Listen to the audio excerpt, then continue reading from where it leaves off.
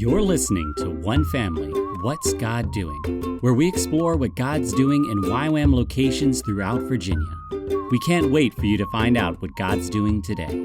Welcome back to What's God Doing, and returning again is Jesse Carmichael. Jesse, what's God doing? Well, this morning I've been having a lot of Zoom meetings, in the days past COVID.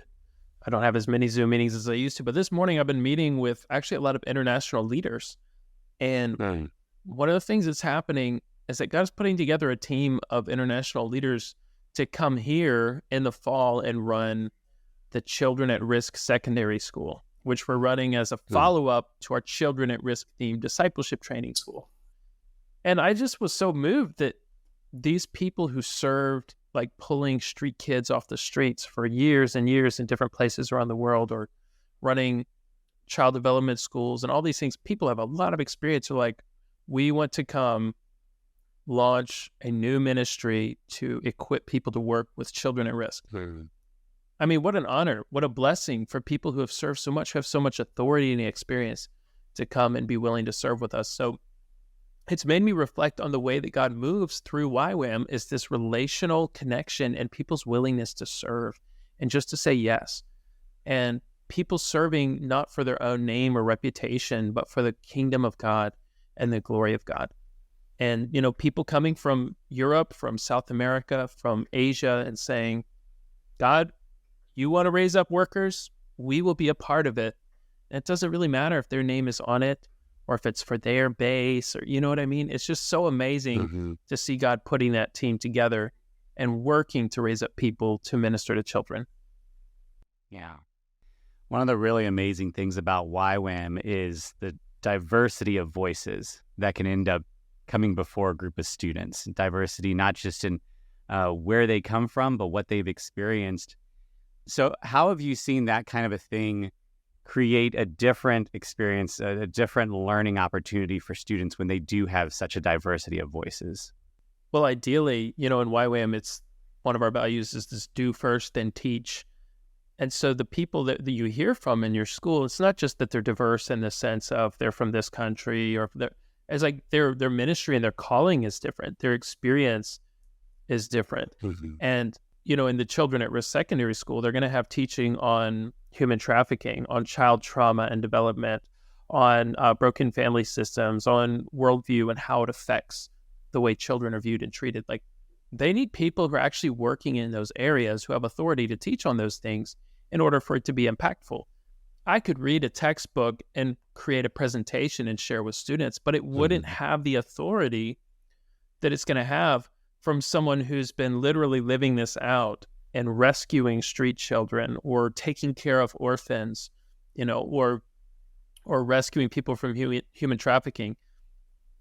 It's like God equips us with a life message that he uses to speak through us. We talk a lot in our culture about lived experience and stuff like that. And it's not just what you've lived, but the ways in which you've obeyed God that give you authority. And it has so much more richness for impartation to a student than if it's just one person or a textbook trying to communicate things to them. Yeah, and there's something beautiful that comes from long game experience, because if somebody just experiences a ministry short term, they can get an idea of what some of the challenges are and what some of the solutions are that people are posing. But when you're at the table for a long span of time, you actually learn more about the actual issues that go beyond the things you see. It goes deeper into what relationships look like. I remember almost 20 years ago, I and a friend came into Richmond with plans to start a ministry. And we talked with someone who had been doing it for a couple of decades, and they looked at us and said, you don't need to come in and just reinvent the wheel. Like, come and talk and learn from and hear from people before you start something. And so I'm really excited that these students are able to learn from folks who actually know beyond the issues, because what you and I know is sometimes the practical problems we see aren't the deeper work that God is about to do. And so when you think about this upcoming school, what's one of the things that you're most excited about? I'm excited to see people who have a heart receive the equipping to work with children.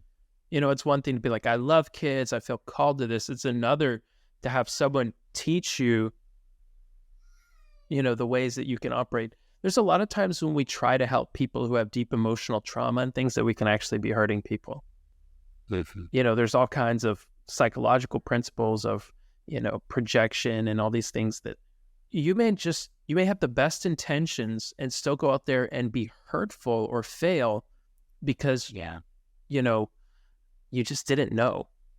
You didn't have the right education and the equipping. But as you said, the resources are out there. You don't have to reinvent the wheel. There are people who want to impart the things that they've learned, and they want to give it to others. And in YWAM, the beautiful thing is that there's people everywhere who want to serve. Like, we're not paying these people to come do this. They're doing it because they want to bear fruit in the kingdom of God. They want the next generation to be equipped. And so the thing that I'm really excited for is to see like a young person who says, I'd love to work with kids, to actually have practical equipping and ideally see new ministries and new ministry expressions birthed out of that, or see those young people going in and serving other ministries that already exist and providing strength and longevity to those ministries. Yeah. So how can people be praying for this? Well, we need students for this school in order to make it worthwhile to be bringing in all these international leaders and stuff. There's a lot of things they can be doing with their time. We want them to have a robust cohort of students to be investing in. So that's one thing. If our DTS is strong, it will feed our secondary schools. That's another thing, right? So pray for the children at risk DTS and the secondary school. But also pray for clear vision. My heart's desire is not just for students to put butts in chairs, so to speak, but to have missionary workers who are ready to go serve children, so praying for people who have the right heart. You could equip, teach 1,000 students, but that have no intention to actually do anything with that teaching, and it would have less impact than equipping one student who goes and starts a ministry that does intervention in the lives of children who are experiencing trauma or going down the wrong path. So praying for students, but the right students, right? The people who are actually going to get invested and sow seeds into people's lives and into the kingdom of God. Yeah. Like you noted before, there's something important about the heart that somebody brings into this. But what you and I know as well is that the students would have an awareness of seeking God first, right? Seek first the kingdom of God and his righteousness, rather than fixing problems or this, that, and the other, because again, there's a deeper work. Yeah. But as we close out, is there a verse that God's been bringing to your heart? Well, I've been thinking about children. I thought about the verse about the sparrows, how much more value are you than sparrows? And in one sense, I'm thinking about God sees every child. When we think about children at risk and the trauma they're experiencing, God, save the children. God, there's people suffering. God, I think in some sense we can take comfort that God sees and knows and is not being passive, right? He's working and involved. But also, he wants us to get involved and do something, right? And he's inviting us into that when we feel that heart of compassion. And I was thinking about Jesus' heart for children when he tells the disciples, let the little children come to me, for theirs is the kingdom of heaven.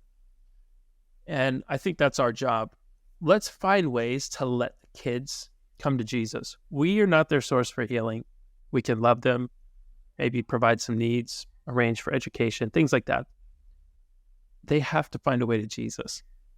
And if we can let them come to Jesus, that's really what's going to bring long-term change.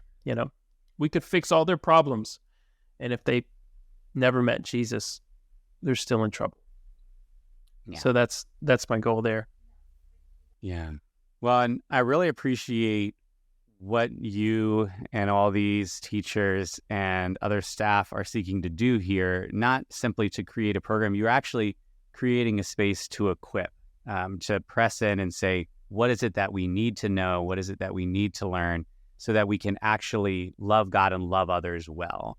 And so thank you for putting the work into doing that and for sharing about it here. And Thank all of you for listening and for journeying with us as we together, as one family, explore what it means to know God and make Him known.